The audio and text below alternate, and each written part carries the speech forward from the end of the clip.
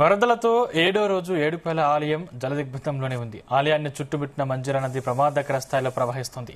రాజగోపురంలో ఉత్సవ విగ్రహానికి పూజలు కొనసాగుతున్నాయి.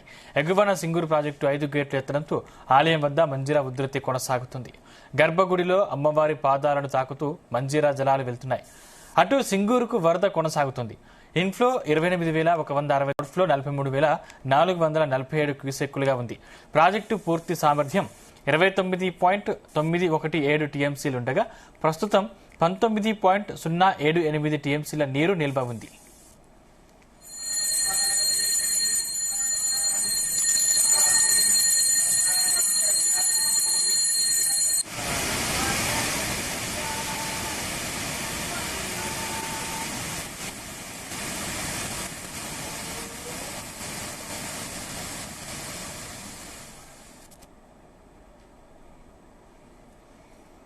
రైట్, ఇదే అంశానికి సంబంధించిన మరింత పూర్తి సమాచారం మా ప్రతినిధి నగేష్ అందిస్తారు. నగేష్, సందీప్, రంగారెడ్డి జిల్లాలో ఇంకా వరద ఉధృతి కొనసాగుతుంది.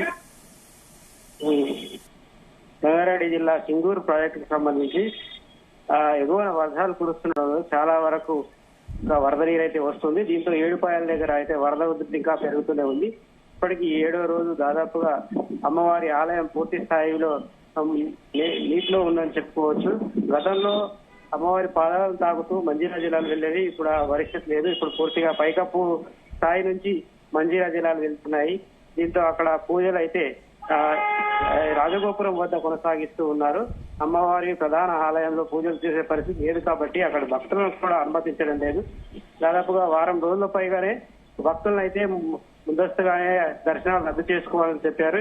సుదూర ప్రాంతాల నుంచి వచ్చే భక్తులు కూడా అక్కడ వెళ్లకుండా ముందస్తుగా చర్యలు చేపట్టారు. ఇప్పుడే పోలీసులు కూడా సమీపంలో ఆలయానికి 1 కిలోమీటర్ దూరంలోనే బారికేడ్లు ఏర్పాటు చేసి అటుగా ఎవరిని వెళ్లనివ్వకుండా చర్యలు అయితే చేపట్టారని చెప్పుకోవచ్చు.